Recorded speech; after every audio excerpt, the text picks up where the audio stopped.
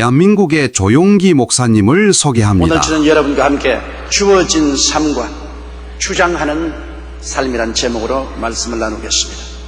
어린아이 때는 부모님 설하에서 부모님이 정해주신 삶, 즉 주어진 삶을 살다가 나이가 들면 점점 자기 주장을 하게 되고 중국에는 부모님을 떠나 독립하게 됩니다. 군대 생활도 그러합니다. 군에 입대하면 군에서 정한 규율대로 살아가야 하며 자기 주장은 결코 할 수 없습니다. 군에 이에 주어진 삶을 살다가 제대하면 자기 주장대로 살 수가 있습니다. 어린아이가 부모 설하에 살면서 자기 주장을 하게 되면 부모님과의 마찰을 피할 수 없게 되며 군 생활 중에 자기 주장을 하게 되면 벌을 받게 되는 것입니다. 그러나 주어진 삶에 순복해서 살면 평안을 가지고 조화롭게 살 수가 있습니다. 인간은 운명이란 말을 종종 쓰게 됩니다. 그것은 우리가 태어나서 죽을 때까지 일생이 우리가 이해할 수 없는 초인적인 힘에 의하여 우리의 삶이 이미 정해져 있고 우리는 그 주어진 삶을 산다는 생각입니다. 이 막강한 운명이란 섭리에 대항해서 살 수 없다고 합니다. 성경에는 이 주어진 삶을 예정이라고 말을 하고 있습니다. 하나님의 예정, 즉 하나님이 주신 삶에 자기의 주장을 혼합하면 그때부터 많은 마찰과 슬픔이 생겨나게 되는 것입니다. 우리는 이 사실을 아브라함의 일생을 통해서 살펴보고자 하는 것입니다. 첫째로 아브라함이 주어진 삶에 자기의 주장을 한 첫 번째 경험이 있습니다. 하나님께서는 75세가 된 아브라함에게 영광 중에 나타나셔서 하나님이 아브라함의 남은 여생에 해야 될 일을 주셨습니다. 창세기 12장 1절로 3절에 보면 야훼께서 아브라함에게 이르시되 너는 너희 본토 친척 아비 집을 떠나 내가 네게 지시할 땅으로 가라. 내가 너로 큰 민족을 이루고 네게 복을 주어 네 이름을 창대케 하리니 너는 복의 근원이 될지라. 너를 축복하는 자에게는 내가 복을 내리고 너를 저주하는 자에게는 내가 저주하리니 땅의 모든 족속이 너를 인하여 복을 얻을 것이라 하신지라. 여기에 보면 하나님께서 갈대아 우르에서 살던 아브라함을 택하셔서 주님이 부르셨습니다. 그리고 하나님께서 주어진 삶을 알려주셨습니다. 나는 너를 위해서 이런 계획을 가지고 있다. 너는 내가 주어진 이 삶을 살아라. 하나님께서 이렇게 하셨습니다. 그러므로 아브라함의 남은 여생은 하나님이 주신 그 삶을 살도록 예정된 것입니다. 그런데도 불구하고 아브라함은 주어진 삶에 자기 주장을 섞었습니다. 창세기 12장 4절로 5절에 보면 이 아브라함이 야훼의 말씀을 쫓아갔고 롯도 그와 함께 갔으며 아브라함이 하란을 떠날 때 그 나이 75세였더라. 아브라함이 그 아내 사레와 조카 롯과 하란에서 모은 모든 소유와 얻은 사람들을 이끌고 가나안 땅으로 가려고 떠나서 마침내 가나안 땅에 들어갔더라. 하나님께서는 아브라함에게 명령을 주실 때 내 전토 친척 아비 집을 떠나라 하셨습니다. 떠날 것은 떠나고 오직 데리고 갈 것은 자기 아내 사레만 데리고 지시할 땅으로 가라 하셨습니다. 이것이 하나님의 주어진 삶인 것입니다. 그런데 여기에 아브라함은 자기 주장을 섞었습니다. 사레만 데리고 가는 것이 아니라 아비 집을 떠나라고 했는데 아비 집에 속한 조카 롯을 데리고 가고 너희 전토를 떠나라고 했는데 하나에서 모은 모든 소유와 얻은 사람들을 이끌고 가시다. 하나님의 주어지신 삶을 안 살은 것은 아닙니다만 그 하나님의 주어진 삶에 자기의 주장을 섞었습니다. 그래서 혼합된 삶을 살려고 했습니다. 그러니까 자연히 그것은 마찰과 슬픔이 있다고 하는 것입니다. 하나님의 주어진 삶만 살 때는 하나님의 축복이 같이 하시지만 하나님의 주어진 삶에 자기 주장을 섞으면 반드시 그곳에는 하나님과의 마찰이 다가오게 되고 슬픔이 다가오게 되는 것입니다. 창세기 12장 10절에 보면 그 땅에 기근이 있으므로 아브라함이 애굽에 우거하리하여 그리로 내려갔으니 이는 그 땅에 기근이 심하였더라. 왜 하나님께서 축복으로 주신 땅에 갔는데 그 축복으로 주신 땅에 기근이 있습니까? 아브라함은 큰 꿈과 희망을 가지고 가나안 땅에 들어왔습니다. 그것이 하나님의 축복이 있어 오국백과 물에 있고 아주 살기 좋은 곳이라고 생각했는데 도착하자마자 기근이 심했다고 말해요. 산천 초목이 다 불타고 물이 다 말라버렸어요. 마실 물이 없으므로 가지고 온 짐승떼가 다 죽었습니다. 그리고 따라온 종들과 데리고 온 일가 친척들이 살지 못하기 때문에 뿔뿔이 헤어져서 고향 땅으로 돌아가 버리고, 결국에는 아브라함은 그 아내 사레와 아비 집의 소유인 조카 롯과 세 사람만 남게 된 것입니다. 그는 마음에 큰 실망을 했습니다. 절대로 그런 일이 다가오지 않으리라고 생각했는데 그의 생애 속에 큰 삶의 어려움이 다가오게 된 것입니다. 이것은 하나님의 주어진 삶을 살 때 자기 주장을 섞었기 때문에 하나님은 그 자기 주장을 분리할 때까지 기근을 주신 것입니다. 그래서 그곳에서 아브라함이 회개하고 자복하고 자기의 주장을 버리고 하나님의 주신 삶으로 나아갔으라면 참 좋겠는데, 여러분, 우리 믿음의 조상도 우리와 별 다름이 없습니다. 그는 그곳에서 자기의 삶의 방향을 회개와 순종으로 정하지 못했습니다. 아브라함의 주어진 삶과 자기의 주장의 두 번째 경험을 우리 보십시다. 주어진 삶은 가나안 땅에 들어가라고 말합니다. 그것이 하나님의 주어진 삶입니다. 가나안 땅 이외에 다른 데 가라고 말씀하지 않았습니다. 창세기 12장 10절에 야훼께서 아브라함에게 나타나 가라사대 내가 이 땅을 내 자손에게 주리라 하신지라. 그가 자기에게 나타나신 야훼를 위하여 그곳에 단을 샀다. 그곳에 단을 샀고 장막을 쳤으면 좋을 때나 어려울 때나 풍년이 오나 기근이 오나 회개하고 순종하고 그곳에 있는 것이 하나님의 주어진 삶인 것입니다. 하나님의 주어진 삶 밖으로 나가지 말아야 돼요. 그런데 아브라함은 여기서 삶의 두 번째 자기의 주장을 하나님의 주어진 삶에 섞었어요. 그 자기의 주장은 뭡니까? 창세기 12장 11절로 13절에 그가 애굽에 가까이 이를 때 그 아내 사레들어 말하되 나 알기야 그대는 아리따운 여인이라 애굽 사람이 그대 볼 때 이르기를 이는 그의 아내라 하고 나는 죽이고 그대는 살리리니 원컨대 그대는 나의 누이라 하라. 그리하면 내가 그대로 인하여 안전하고 내 목숨이 그대로 인하여 보존하겠노라 하니라. 주어진 삶은 가나안에 있으라는 것입니다. 그런데 그는 자기 주장을 했습니다. 가나안의 기근이 심하니까 애굽으로 내려가자. 하나님은 애굽으로 내려가라는 말씀을 한 적이 없습니다. 이것은 아브라함의 주장입니다. 그러면 하나님의 주어지신 삶에 아브라함은 자기 주장을 했습니다. 애굽으로 내려가면서 그는 이제 하나님의 도움을 기대할 수 없기 때문에 자기의 수단과 방법을 다 동원합니다. 아브라함이 자기 아내 사라를 보고 내 보기에도 당신은 아름다운 여인이라고 했었습니다. 그러니 사레가 굉장히 미인인가 봅니다. 왜냐하면 75세가 된 아브라함이 그토록 오래 살았음에도 불구하고 자기 아내가 아리따다고 말했었습니다. 보통 한 6개월 살고 나면 아리따운지 아리따지 않은지 모르는데 아브라함은 75세가 될 때까지 그 아내가 아리따웠으니 사례가 보통 미인은 아닌가 봅니다. 그러니까 겁이 덜컥 났어요. 애굽에 내려가면 사람들이 당신이 내 아내인 줄 알면 나를 잡아 죽이고 당신을 빼앗을 것이다. 그러므로 이제부터 나를 여보라고 하지 말고 오빠라고 말해줘. 뭐 요사이 같으면 괜찮지. 요사이는 다 오빠라 그래야 돼. 그냥 결혼하고 난 다음 자기 남편 보고도 늘 오빠 그래. 근데 그 당시에는 그렇지 않았어. 오빠는 진짜 오빠고 남편은 진짜 남편이었어. 그래서 그 아내에게 자기 생명을 구걸하는 처지에 있게 된 것입니다. 하나님의 주어진 삶을 살고 가나안에 있었으면 이런 곤란 없을지 않겠어요. 그게 자기 주장을 섞었기 때문에 그때부터 또다시 하나님의 마찰과 많은 슬픔이 다가오게 된 것입니다.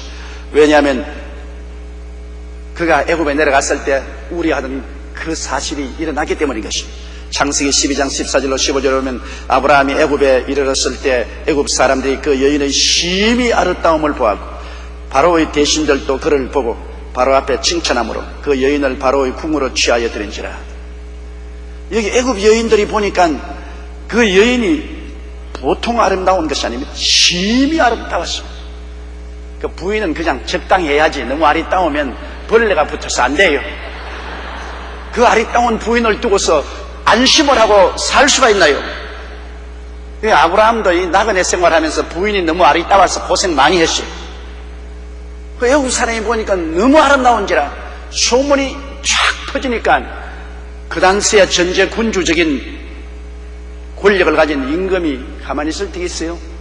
임금이 아브라함과 사례를 궁으로 청했습니다. 그래, 그 바로 왕 앞에서 사례가 아브라함 보고 오빠 이게 참 좋지요. 왕이 놀리고 아니 아직 결혼 안 했어요? 아브라함이 예, 내 여동생이 올시다. 아 그래요?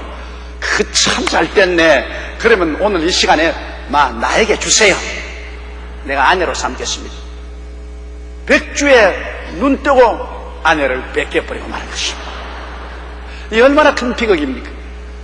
하나님의 주어진 삶을 가나안에서 살고 그대로 있었으면 좋겠는데 자기 주장을 섞어서 애굽으로 내려왔으니 반드시 마찰이 생겨나고 슬픔이 생겨납니다. 그날부터 시작해서 아브라함은 이제 바로 왕의 처남이 되어가지고서 바로가 주는 양식을 받아먹고 바로 궁에서 사는데 여러분 그게 사는 생활이겠습니까? 자기 아내는 바로에게 시집을 보내놓고 자기는 바로의 처남이 되어가지고서 그곳에서 얻어먹고 사는 아주 비극적인 사람이었어요. 아마 가슴을 치고 회개했을 것입니다. 하나님이여 이 중죄인을 용서해 주소서. 하나님이 가나안 땅으로 가라 했으면 그곳에 머물러 있을 것이지 내가 잘 살겠다고 애굽으로 내 주장대로 내려온 것을 용서하여 주시옵소서. 어마어마하게 그는 회개했을 것입니다. 그러니까 때가 이러면 하나님께서 바로의 집에 큰 화를 내렸어요. 왜 이런 무시무시한 바로의 가정에 화가 있는지 알아보니까 결국에는 사례로 말미암아 그 화가 왔으며 사례는 아브라함의 아내인 것을 알게 되었습니다. 그래서 바로 왕이 아브라함을 불러다가 크게 꾸짖고 그리고 그 아내를 자기가 취한 것을 배상했습니다. 금과 은을 많이 주고 짐승떼와 노비를 주어서 애굽에서 나가라고 했습니다. 그래서 아브라함은 회개하고 다시 돌이켜 순종하고 하나님 중심으로 서니 하나님께서 그 고난에서 그를 풀어줬습니다. 그런데 이제 세 번째 아브라함의 주어진 삶과 자기의 주장을 보십시다. 아브라함은 이제 완전히 회개하고 하나님이 가라고 한 가나안 땅으로 돌아왔습니다. 주어진 삶으로 돌아왔다. 인생의 본분으로 돌아온 것입니다. 성경에 보면 창세기 13장 1절로 2절에 아브라함이 애굽에서 나올 새 그와 그 아내와 모든 소유며 롯도 함께하여 남방으로 올라가니 아브라함에게 육축과 은금이 풍부하였더라. 그런데 이제 순종해서 아브라함이 살아야 될 하나님이 주신 땅 가나안으로 돌아왔지만 아직 옆구리에 혹이 하나 붙어 있습니다. 그것은 아비 집을 떠나라고 했는데 하란에서부터 따라온 그 조카가 가나안에도 왔다가 애굽까지 때려 날아왔다가 또다시 붙어서 올라오는 것입니다. 이 사람의 정의라는 것이 얼마나 뜨겁습니까? 아브라함은 자식이 없으므로 조카를 자식같이 길렀기 때문에 그 조카를 떼내지 못합니다. 동정막입니다. 도저히 못 떼내요. 하나님은 조카를 떠나라고 했는데 조카 때문에 아브라함은 일생에 늘 고생을 하게 되는 것입니다. 가나안 땅에 올라와서 아브라함이 조카에게도 살림을 좀 나누어 주었으니 조카의 짐승떼들과 아브라함의 짐승떼들이 풀을 서로 점령하기 위해서 우물물을 서로 점령하기 위해서 그 목자들이 싸우기 시작했습니다. 점점 그 싸움이 심해서 온 이방인들에게도 소문이 났습니다. 아브라함의 목자들과 그 조카 롯의 목자들이 서로 싸우고 난투극을 벌린다고 소문이 나갔습니다. 그래서 결국에는 여러분 주어진 하나님의 삶을 살지 않고 자기 주장을 하고 조카를 데려온 것이 끝까지 화끈이 되고 끝까지 고통이 되었습니다. 아브라함은 마음의 결심을 하고 조카와 헤어지기로 작정하고 하나님께 온전히 순종하여 하나님이 주신 삶 그대로를 살려고 작정을 했습니다. 창세기 13장 8절로 9절에 보면 아브라함이 롯에게 이르되 우리는 한 골육이라 나나 너나 내 목자나 서로 다투게 하지 말자. 내 앞에 온 땅이 있지 아니하냐. 나를 떠나라. 내가 좌하면 나는 우하고 내가 우하면 나는 좌하리라. 갈라지지 시작했습니다. 비로소 하나님이 명령하신 것을 우리 순종하자. 그런데 여기 아브라함이 참으로 온유한 사람인 것은 아브라함이 어른 아닙니까? 내가 우하면 너는 좌하고 내가 좌하면 너는 우하라 이렇게 할 수 있는데도 불구하고 겸비해서 내가 좌하면 내가 우로 가고 네가 우하면 내가 좌로 가고 네가 주도권을 가지고 헤어지자. 그래서 롯은 그곳에서 요단뜰을 바라보니 물이 넉넉하므로 좋다고 생각하고 물이 넉넉하고 풀이 많은 요단뜰로 내려갔다가 소돔 고모라로 내려가 버리고 말고 아브라함은 산지에 혼자 남았습니다. 그런데 이제 완전히 하나님의 주어진 삶을 아브라함이 받아들였을 때 하나님이 축복해 주셨어요. 자기의 주장을 다 꺾어버리고 온전히 이제는 가나안 땅에 자기와 아내 사레와 함께 남았을 때 하나님께서는 큰 축복을 주셨어요. 창세기 13장 14절로 18절에 롯이 아브라함을 떠난 후에 롯이 아브라함과 같이 있을 때는 하나님 축복해 주지 않으셨어요. 그것은 자기 주장을 섞고 있기 때문에 자기 주장을 다 버렸을 때 롯이 아브라함을 떠난 후에 야훼께서 아브라함에게 이르시되 너는 눈을 들어 너 있는 곳에서 동서남북을 바라보라. 보이는 땅을 내가 너와 내 자손에게 주리니 영원히 이르리라. 내가 내 자손으로 땅의 티끌 같게 하리니 사람이 땅의 티끌을 능히 셀 수 있을진데 내 자손도 세리라. 너는 일어나 그 땅을 종과 횡으로 행하여 보라. 내가 그것을 내게 주리라. 이 아브라함이 장막을 옮겨 헤브론에 있는 마므레 상수리 숲으로 이르러 거기 거하며 거기서 야훼를 위하여 단을 쌓았더라. 놀라운 하나님의 축복입니다. 여러분, 하나님은 원래 축복의 하나님인 것입니다. 하나님은 우리가 하나님 말씀에 떨고 하나님을 진심으로 마음을 다하고 뜻을 다하고 정성을 다하고 목숨을 다하여 순종하면 하나님께서 우리에게 복의 근원이 되겠다고 약속해 주신 것입니다. 그러나 하나님이 주신 삶을 떠나든지 그렇지 않으면 주신 삶에 우리의 주장을 섞어 놓으면 그 섞어 놓은 주장이 옮겨갈 때까지 그 삶 속에 마찰과 고통과 슬픔이 있는 것입니다. 언제나 하나님 앞에는 절대 순종하는 것이 축복의 지름길입니다. 자기의 주장을 섞으면 안 되는 것입니다. 중국 고사에 따르면 중국의 순임금이 하루는 신하들을 불러서 이렇게 명령을 했습니다. 내가 너희에게 망태기 하나씩을 줄 테니 우물에 가서 물을 가득 담아 가지고 오너라. 여러분, 망태기는 구멍이 숭글숭글 났는데 거기에 망태기에 어떻게 물을 담아 임금에게 가져옵니까? 그러나 한 15명이 되는 신하들에게 망태기를 하나씩 내주면서 물을 담아서 왕에게 가져오라 그랬습니다. 그래 신하들이 보니 기가 막힙니다. 도대체 임금님이 치매에 걸리셨나 이런 명령이 어디냐. 그래서 14명의 신하들은 망태기를 가지고 자기 집으로 가버렸습니다. 여기에다가 물을 담아서 어떻게 가느냐. 그런데 그 중에 한 신하는 우물물에 가서 하루 종일 물을 퍼서 망태기에 붓고 다 빠져버렸죠. 또 퍼서 또 망태기에 붓고. 그래서 사람들이 물었습니다. 여보시오, 그 망태기에 물을 부으면 물이 빠질 거라는데 하루 종일 동안 땀을 흘리고 손이 트도록 망태기에 물을 붓고 있습니까? 나도 망태기에 물이 새는 것 압니다. 그러나 이것은 임금님의 명령입니다. 나는 임금님 명령에 순종해서 망태기에서 물이 셀 줄 알면서도 불구하고 계속 물을 붓는 것은 임금님의 명령이기 때문에 명령이 그칠 때까지는 망태기에 물을 담아야 됩니다. 절대 순종을 했어요. 저녁 해가 위에 엿질 때 우물물이 말랐습니다. 물을 다 퍼냈으니까 이제는 아무리 물을 길러도 다르게 물이 안 찹니다. 그래서 허리를 굽혀서 우물 안에 들어보니까 밑바닥에 이만한 금덩어리가 하나 있어요. 너무 기쁘고 놀라서 그 금덩어리를 다르게 담아서 퍼올려서 그것을 안고 임금님에게 뛰어갔습니다. 임금님, 물을 하루 종일 퍼서 망태기에 담아도 물은 담기지 않았는데 우물물은 다 없어지고 밑바닥에 이 금덩어리가 있어서 임금님까지 왔습니다. 임금님이 무릎을 탁 치면서 그 금덩어리는 내가 숨겨놓았다. 순종하는 사람이 그 금덩어리를 차지하게 하려고 내가 물을 끝까지 퍼는 사람이 가질 수 있도록 금을 주면는데 14사람은 다 불순종하고 너만 순종해서 물 새는 망태기에 물을 널 퍼 담았으니 너는 정말 착한 사람이다. 그 금덩어리는 내가 네게 상급으로 주노라. 그래서 이 사람은 호박이 넝굴째 떨어졌다는 말을 들었습니다. 여러분, 우리 하나님이 명령하신 것이 우리 보기에는 어리석게 보일지라도 끝까지 순종하면 하나님이 그 순종에 대해서 복을 주시는 것입니다. 우리는 하나님의 주어진 삶에 순종하는 것이 제일입니다. 우리는 누굽니까? 종이요, 시종이요, 머슴이요, 일꾼입니다. 머슴과 일꾼은 주인이 시키는 일을 하면 되는 것이지 자기 주장을 하면 주인에게 쫓겨나는 것입니다.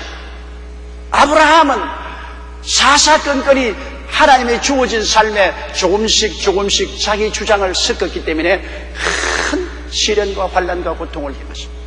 그러나 그가 애굽에서 가나안 땅에 올라왔을 때는 이제는 주어진 땅으로 왔고 조카로 또 떠나보내고 온전히 순종하며 하나님께서 큰 축복을 허락하여 주신 것입니다. 이제 네 번째 아브라함의 주어진 삶과 자기의 주장의 마지막 장면을 우리가 볼 수 있는 것입니다. 아브라함에게 주어진 삶은 하나님께서 창세기 12장 이전에 말한 것처럼 내가 너로 큰 민족을 이루고 내게 복을 주어 내 이름을 장대케 하리니 너는 복의 근원이 될지라고 말한 것입니다. 자식이 없이 큰 민족을 이룰 수 없지요. 하나님이 분명히 주어진 삶은 너로 큰 민족을 이루게 하겠다는 것입니다. 그런데 아브라함이 가나안 땅에 올라와서 10년이 되어서 나이 85세가 됐는데도 자식이 없어요. 자기는 85세고 자기 아내 사례는 75세입니다. 이제 인간으로 생각하면 자식을 얻을 수가 없어요. 하나님이 주어주신 삶은 큰 민족을 이루어주게 되는데 자기 인간으로 생각할 때는 이젠 자식을 낳을 나이가 되지 못하고 있습니다. 그러니까 거기에 그만 또 자기 주장을 섞었습니다. 사람이란 여러분 하나님을 믿습니다. 순종합니다. 또 곤란한 처지에 의하면 그만 자기 주장을 섞게 된 것입니다. 그래서 큰 시험과 환란이 다가오는 것입니다. 창세기 16장 1절 2절에 보면 아브라함의 아내 사레는 생산치 못하였고 그에게 한 여종이 있으니 애굽 사람이요 이름은 하갈이라. 사레가 아브라함에게 이르되 야훼께서 나의 생산을 허락지 아니하셨으니 원컨대 나의 여종과 동침하라. 내가 혹 그로 말미암아 자녀를 얻을까 하노라 하며 아브라함이 사레의 말을 들으니라. 이게 듣지 말아야 됩니다. 이 남자들의 가장 큰 약점은 마누라 말을 너무 잘 듣는다는 것입니다. 아담도 하와의 말을 듣고 선악과를 따먹었는데 아브라함도 85세까지 잘 지냈으면 끝까지 지낼 일이지 자기 아내가 자식 낳기 위해서 자기의 여종 하갈과 동침하라고 하니까 그래 좋다. 그리고 그 제의를 받아들여서 하갈과 동침하여 자식을 낳으니 이스마엘입니다. 그 이후로부터 시작해서 삶에 큰 마찰과 슬픔이 다가왔고 지금도 그 슬픔이 중동에 가득합니다. 하나님이 큰 민족을 이루겠다면 하나님이 먼지와 티끌 속에라도 큰 민족을 이룰 것입니다. 인간의 수단으로 하갈을 취해서 자식을 낳을 이유가 없습니다.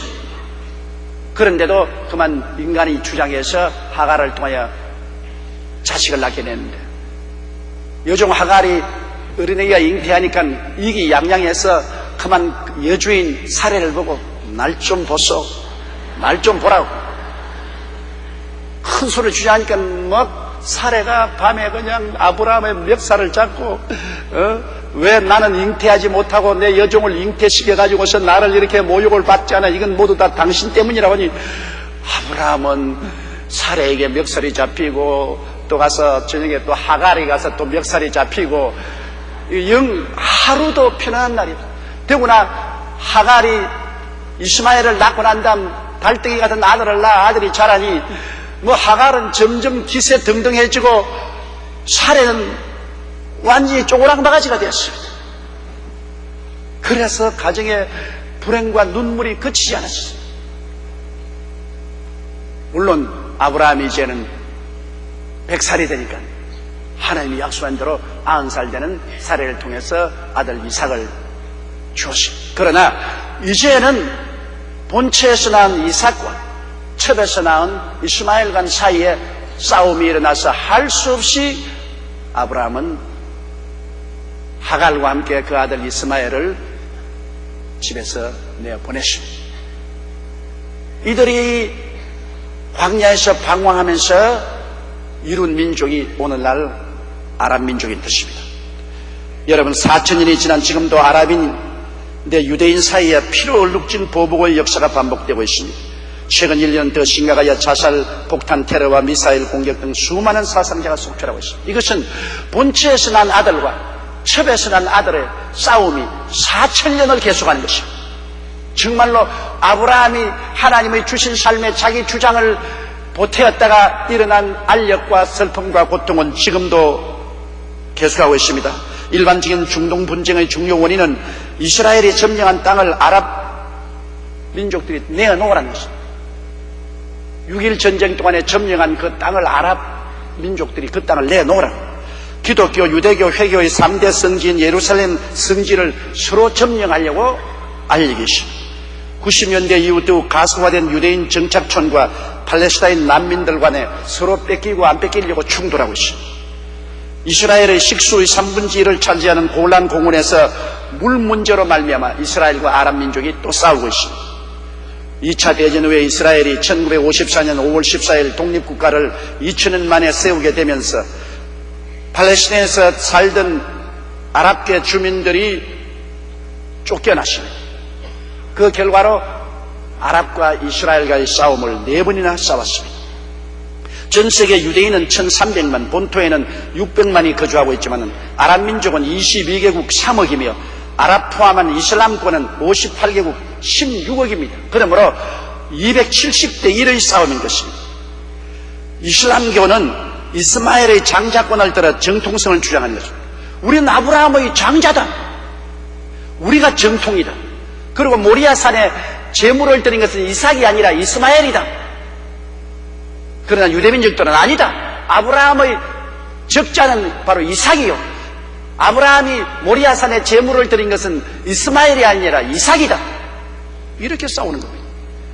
그래서 그 모리아산에 솔로몬 성전이 세웠었는데 그 성전을 헐고 아랍 민족들이 그곳에 오마의 성전을 세워놓은 것입니다.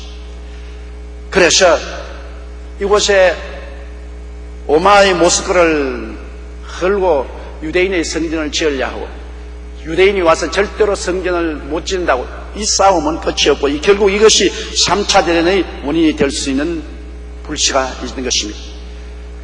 이처럼 여러분, 아브라함이 하나님이 주어진 삶을 살지 않고 자기 주장을 보탠 것이 가정적인 불화만 가질 뿐 아니라 4,000년의 역사를 통해서 피비린내 나는 혈족 간의 상전을 가져오게 된 것입니다. 아브라함은 결국 백세의 아들 이삭을 얻었고 이삭이 청년이 되자 하나님은 최후로 명령을 내렸습니다. 모리아산에 너 아들을 가지고 와서 각을 떠서 불로 태워 제물로 드려라. 하나님이 주신 명령입니다. 여기에 또 아브라함이 자기 주장을 주장할까요? 이제는 일생을 살면서 충분히 경험했습니다. 하나님의 주신 삶에 자기 주장을 보태면 반드시 시험과 환난과 고통이 당하는 것을 알았기 때문에 이제는 무조건 순종합니다. 순임금의 신하가 망태기에 물을 담아오느라 그럴 때 무조건 순종하고 하루 종일 망태기에 물을 담은 거죠. 아브라함은 분명히 살인하지 말라고 했는데도 불구하고 자기 자식을 잡아 죽여 제물로 드리라는 하나님의 명령에 그는 두말하지 않고 순종하여 그 아들을 데리고 사흘 길을 걸어가서 모리아산에 올라가 장작을 펼쳐놓고 아들을 묶어서 그 장작 위에 얹고 발로서 그 머리를 박고 칼로서 경동맥을 끊으려고 달라드는 것입니다. 그는 하나님이 주신 삶에 절대 복종했습니다. 아브라함은 전혀 자기 주장을 하지 않았습니다. 그럴 때 하나님께서 그에게 감복하셨습니다. 하나님의 주신 삶을 그대로 받아들이고 인간 주장을 전혀 보태지 않을 때 하나님 감복합니다. 너무나 힘든 것 아닙니까? 외아들을 잡아서 불로 태워 제물로 드린다는 것, 자기가 죽는 것보다 더 힘이 든 것입니다. 그러나 그는 인간적인 이성적으로 생각할 때 가당치 않은 일이지만은 하나님 명령이면 전적으로 복종하는 그 마음의 자세를 가지고 시행하려고 할 때 하나님께서 이렇게 말씀합니다. 창세기 22장 15절로 19절에 야훼의 사자가 하늘에서부터 두 번째 아브라함을 불러 가라실 때 야훼께서 이르시기를 내가 나를 가리켜 맹세하노니 내가 이같이 행하여 내 아들 내 독자를 아끼지 아니하였은즉 내가 내게 큰 복을 주고 내 씨로 크게 성하여 하늘의 별과 같고 바닷가의 모래 같게 하리니 내 씨가 그 대적의 문을 얻으리라. 또 내 씨로 말미암아 천하 만민이 복을 얻으리니 이는 내가 나의 말을 준행하였음이라 하셨다 하니라. 이 아브라함이 그 사환에게 돌아와서 함께 떠나 브엘세바에 이르러 거기 거하였더라. 그 아들을 잡아 제물로 드리려 할 때 하나님이 그를 중지시키시고 하나님은 산양을 등굴풀에 얽히게 해서 예비해 놓았다. 이삭 대신에 산양을 제물로 드리고 하나님은 큰 복을 주셨습니다. 결국 아브라함에게 주신 복은 영적인 복과 자손의 복으로 이삭과 이스라엘을 창대케 하겠다는 것, 건강장수의 복을 주어서 아브라함은 무려 향년이 175세까지 살았으며 범사의 복을 주고 가나안 땅을 기업으로 주신 것입니다. 여러분, 우리도 하나님이 주신 삶에 우리의 주장을 섞지 말아야 됩니다. 하나님께서는 우리 각자에게 주신 삶이 있습니다. 우리는 하나님이 주어지신 그 삶을 받아들여서 믿고 순종하고 살아야 됩니다. 그게 우리 주장대로 아버지의 뜻을 버리고 자행자지하면 그때로부터 많은 마찰과 슬픔과 고통이 다가오게 된 것입니다. 그러나 아브라함처럼 전적으로 믿고 순종하면 갈라디아서 3장 29절에 말씀한 대로 너희가 그리스도에게 속한 자면 곧 아브라함의 자손이요 약속대로 유업을 이을 자니라. 아브라함과 함께 놀라운 영혼이 잘됨같이 범사에 잘되며 강건하고 생명을 얻되 넘치겠는 복을 받게 되는 것입니다. 아브라함은 우리와 같은 성경을 가진 사람입니다. 단번에 하나님께 전적으로 순종하여 주어진 삶을 살고 자기 주장을 버린 것은 아닙니다. 아브라함의 생애를 나누어 보면 4번은 실패하고 5번째 갔어야 비로소 100살이 넘어서 전적으로 하나님의 주어진 삶을 받아들인 것입니다. 여러분의 삶 속에 하나님의 주어진 삶을 받아들이지 못하고 자기 주장을 해서 많은 슬픔과 알력과 고통이 다가왔다 할지라도 항상 회개하고 돌이켜서 변화를 받고 점점 더욱더욱 하나님의 주어지신 삶을 그대로 받아들이고 순종하고 믿고 따를 때 여러분에게 환난과 고통은 사라지고 하나님의 은총과 축복은 점점 많아지게 되실 것입니다. 다 같이 고개 숙여 기도드리겠습니다. 사랑이 많으시고 거룩하신 하나님 우리 아버지, 아브라함에게 주어지신 삶이 있은 것처럼 우리 각자에게도 하나님이 주신 삶이 있사옵니다. 우리 아버지 하나님의 시여 평신도로서 재직으로서 장로로서 주의 종으로서 하나님이 부르신 삶이 있고 하나님이 주신 삶이 있는데 그 하나님이 주신 삶에 자기 주장을 섞지 말게 도와주시옵소서. 자기 주장을 섞음으로 말미암아 많은 알력과 슬픔과 고통이 다가오는 것이옵니다. 아버지 하나님이 아브라함의 생애를 통해서 우리가 배워서 하나님이 주신 삶을 충실하게 믿고 순종하고 살게 도와주시옵소서. 자기 주장은 다 제껴버리게 도와주시옵소서. 예수님 이름으로 기도드리옵나이다. 아멘. 할렐루야. 아멘. 목사님 감사합니다. 구독과 좋아요는 제작하는 데 힘이 됩니다. 감사합니다.